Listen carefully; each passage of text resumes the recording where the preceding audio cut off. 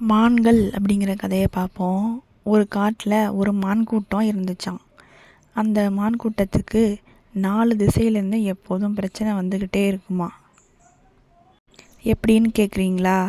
ஒரு பக்கம் பார்த்தா வேட்டைக்காரன் துரத்துவான், இன்னொரு பக்கம் பார்த்தா சிங்கம் துரத்தும், இன்னொரு பக்கம் பார்த்தா புலி துரத்தும், இன்னொரு பக்கம் பார்த்தா நரி துரத்தும்.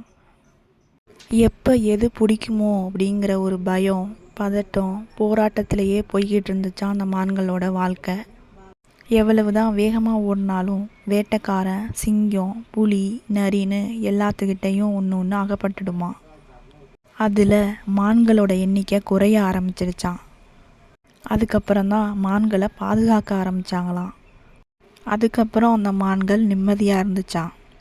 இயற்கையோட சுழற்சியை மாற்ற முடியாது, ஆனால் பாதுகாக்கலாம், அந்த மான்களை பாதுகாத்த மாதிரி.